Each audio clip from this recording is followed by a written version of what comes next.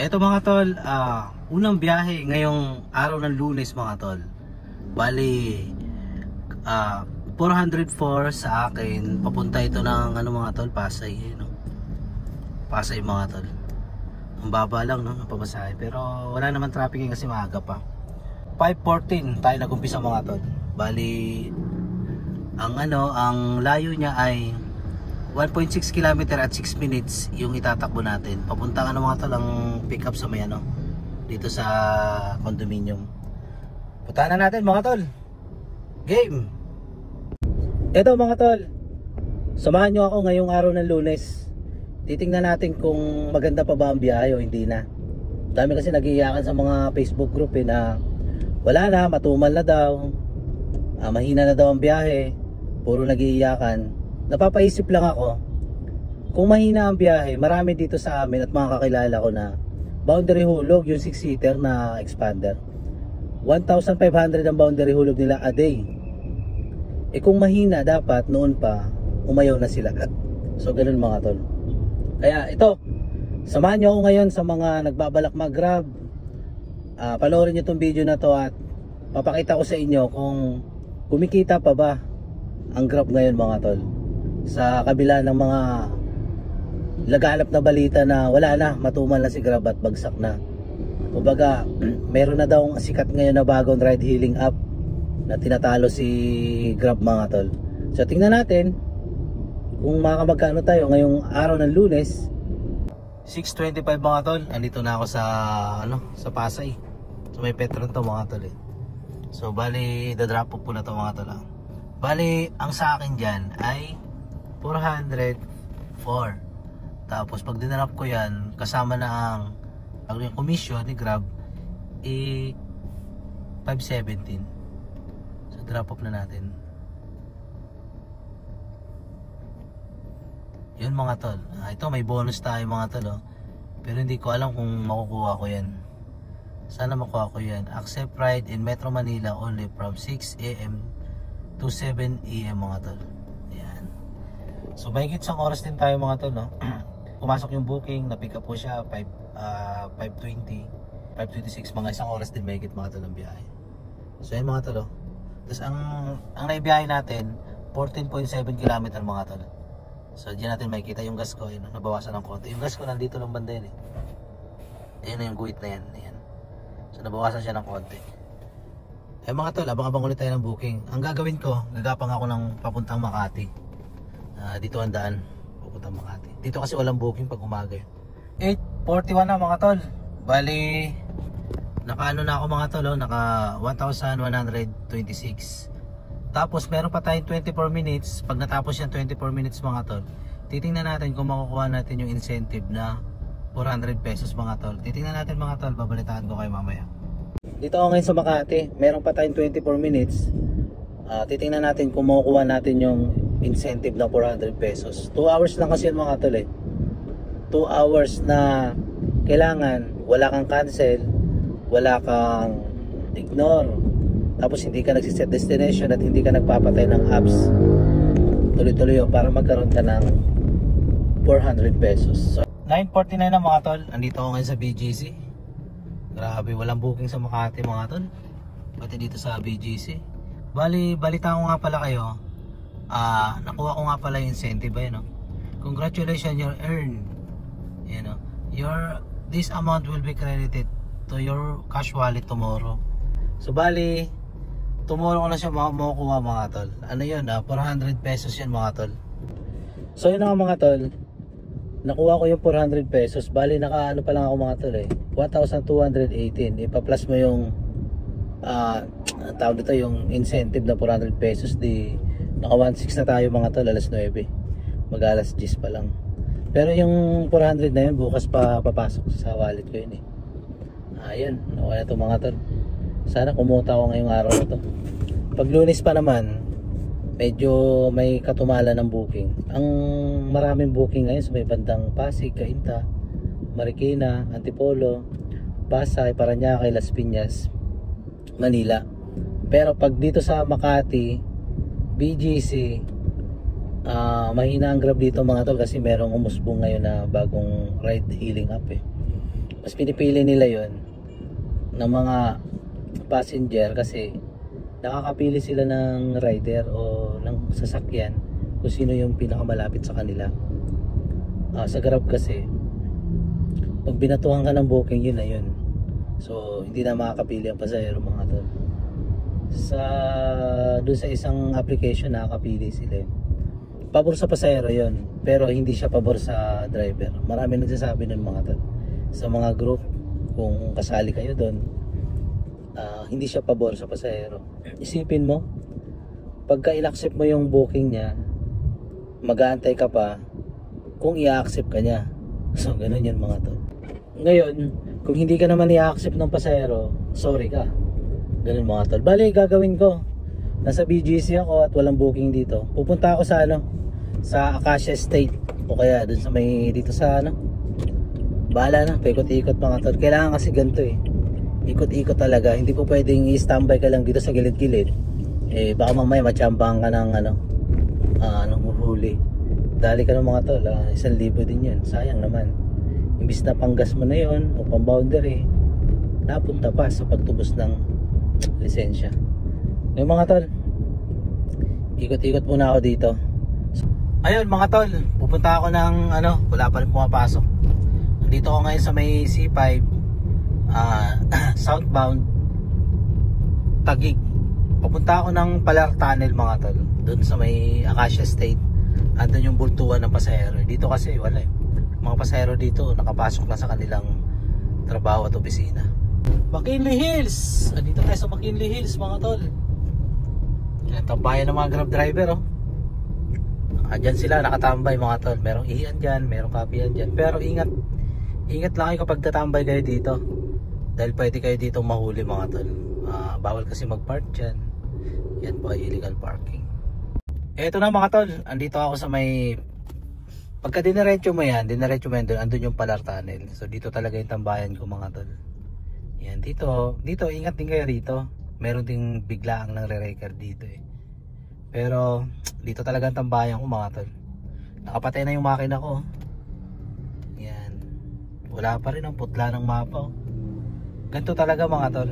Alam nyo mga tol, ganito talaga sa Grab. Pagdating ng alas 10, alas 11, wala na talagang pasahero yan. Tsambahan na lang mga tol. Kaya ang may papayo ko sa iba, sa gustong mag-Grab, kailangan agahan nyo hanggat maaari alas 4 o alas 3 mga tol, madaling araw. Bakbakan yung pasahero niyan, yung mga nag-call center, mga pauwi, papasok, tapos dire-diretso yan, tapos magkaka-traffic yan mga bandang alas 6, alas 7, alas 8. Pagdating ng alas 9, wala na ganong traffic niyan. Pero paisa-isa na lang pasahero, tsambahan na lang. Ang mga pasahero niyan nasa mga residential, yung mga papasok pa lang. May mga tinatawag kasi tayong mall hours mga tol. Yung sa opisina, papasok sila ng alas 10, mga ganun. 10:22 mga tol, pambira. Ngayon na tayo pinasukan ng booking So bali 900 meters mga tol, 5 minutes. 334 mga tol, dito sa Taguig mga tol, dito ako pinasukan. Diba may tumambay ako kanina doon sa may Palar Tunnel. So gumapang pa ako ng konti at yun na, pinasukan na ako dito sa may 8th Street, papuntang 8th Street mga tol. So ayan, punta na natin. Papuntang papuntang Maynila mga tol, maganda Papuntang Malate, Manila. 334 sa akin mga tol. Tapos siya, PWD mga tol. Ayun estudyante to, o kaya PWD o kaya senior. So ayan, punta na natin mga tol. 7:25 mga tol, nandito na ako sa Malate, Manila mga tol. Yan 334 sa akin kapag dinrap ko na yan. 397 kasama na yung commission niya. Ayun. Wala pang bagong pumapasok mga tol. Sana pasukan tayo dito So ayan mga tol, naka pa lang tayo, 11. Naka 1552 pa lang tayo mga tol. So kung isasama natin yung incentive na nakuha ko, nasa na yun, 19. Eto, hahanap muna ako ng makakainan. Yan, 11:26, naka 19 na tayo. Kasama yung incentive na 400. Isama na natin yun. Coding ako bukas, Martes. Lunes kasi ngayon. Sana maka 3,000 ako ngayon Dati nakaka5,000 ako lagi, pero ginagabi ako nun. Pagod talaga mga tol. Kapag nagpapagabi ako. Tapos sa sobrang pagod, minsan tinatanghali na ako ng gising. Tapos kulang pa sa tulog yun. Hindi naman porket na pag nag-set destination ka rekta agad dun sa kung saan mo gusto, di ba? Hindi ganun mga tol. Kaya ang gagawin ko ngayon, hahanap ako ng makakainan. Ganun mga tol, 3,000, 4,000, 3,500, pwede na yan. Hindi naman talaga kailangan na sumagat tayo ng biyahe mga tol, kasi unang-una yung kalusugan natin. Pangalawa mga tol, yung kaligtasan ng pasahero natin mga tol. 12:22 na mga tol. Dito ako nakapark mga tol.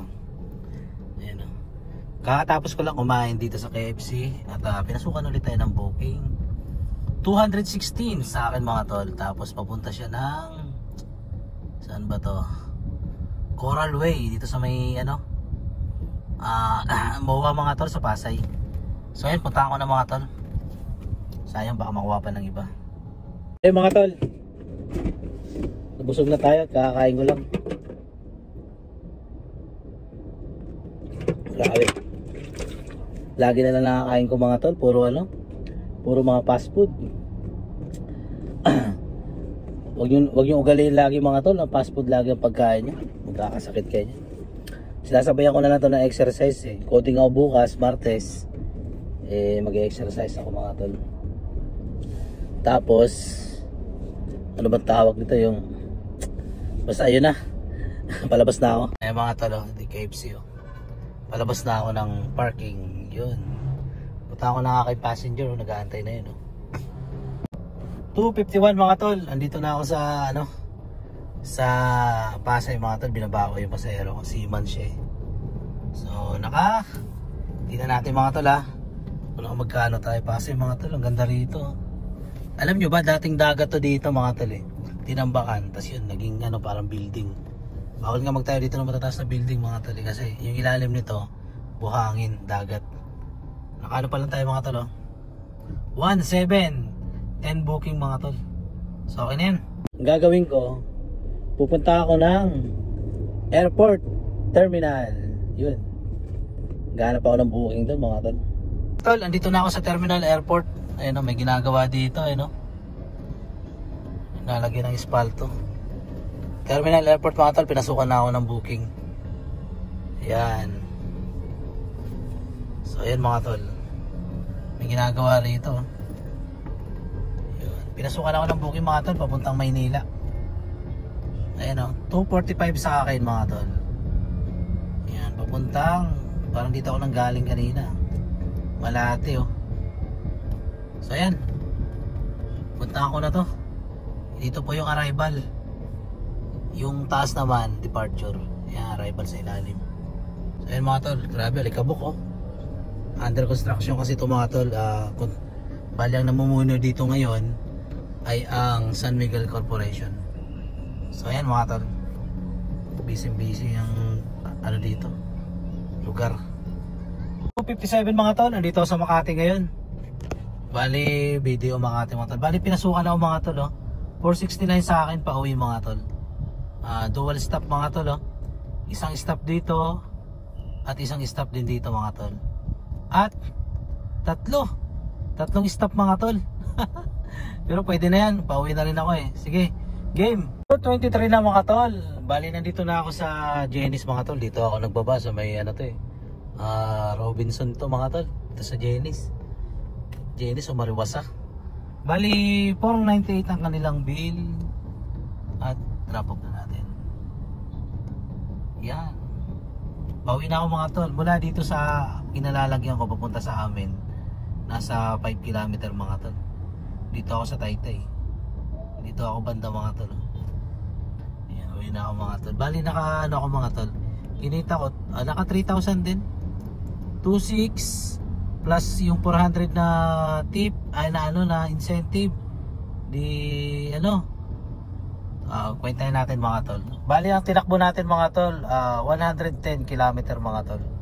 Tapos yun yung kinita natin, 3,000 rin. Tapos yung gas natin, magagas ako mamaya. Yung gas ko dyan mga tol ay Dito yun mga tol no? Diyan oh. So gagason kayo. Mga gas ko dyan mga tol, mga 500 lang. Mga ganun, mga 500 o 600. Pero ginagawa ko na 700 mga tol. So kwentahin na natin mga tol, game. So ayun mga tol, pauwi na ako at total na kinita ko nga pala ay nasa 3,295 mga tol. Kinuwenta ko yun. So 2,645 ang gross ko sa Grab. Tapos yung tip ko nasa 250 at yung incentive 400. So bale, ang total ng kinita ko ngayong araw na to ay nasa 3,295 mga tol. Ngayon ibabawas natin yung gas 700 plus yung 1,000 panghulog ng sasakyan at pang maintenance plus yung 500 para sa bahay. Bali, ang malinis ko na lang ay nasa 1,095 mga tol, savings na yun. So malinis na yun, savings na. Yung savings na yun mga tol, alam nyo naman, pang accessories sa sasakyan, pang kung sakali magkaroon ng emergency, meron tayong pangluwal, hindi tayo mangangapa kung saan tayo mangungutang, naka-safety na yan mga tol. At yung pangkain ko nga pala, yung kinain ko, may baon ako mga tol. Tas kumain ako kanina sa, meron kasi akong allowance sa sarili mga tol, pocket money ko. Kumain din ako doon sa KFC kanina, nasa 150 na gastos ko doon mga tol. So ayun lang, meron tayong savings mga tol. So yun lang mga tol, maraming salamat. At maaga ako nakauwi ngayon, alas 4 ako nakauwi mga tol. At tama-tama, makakaiwas ako sa traffic. Grabe talaga ang traffic mga tol, di ko na talaga kaya. Ang sakit sa puwet, di kasi kagaya no, nung ako'y nagta-tricycle, habang nakapila, pwede kang bumaba, maglakad-lakad. Ngayon kasi mga tol, iba na Hindi na nakaupo lang ako Mula umaga hanggang hapon, ang lakad ko lang pag bumaba ng sasakyan para umihi, yun lang ang lakad ko. Kaya mahirap mga tol, magkakasakit ako. Kaya ang ginawa ko, time manage mga tol. Ayoko sumobra ng biyahe, sobra-sobra na nakaupo dito sa sasakyan 15 hours. Dati kaya ko nung bago-bago pa lang ako sa Grab. Ngayon mga tol, nakaramdam na ako mga tol, hindi talaga kaya. Marami akong kakilala at nakikita sa mga Facebook group na mga Grab driver na sobra kung bumiyahe no. Ang nangyari, siningil sila ngayon. Kung hindi over fatigue, heart attack o na-stroke. So ayoko naman magkaganon mga tol. Kahit pa paano nag-iingat din ako kasi maliliit pa yung mga anak ko mga tol. At lalo na ako lang inaasahan dun sa pamilya ko. So yun mga tol, maraming salamat. Salamat sa pagsama sa akin. At God bless sa inyong lahat. Sa mga na-inspire ko, sa mga nandahil sa akin kaya sila nag-Grab ngayon. Salamat sa Diyos mga tol. Kahit pa paano, ginawaan yung inspirasyon yung video ko para mag-Grab din na kagaya ko. So, sana magkita-kita tayo soon mga tol. Maraming salamat. Ingat. God bless sa inyo.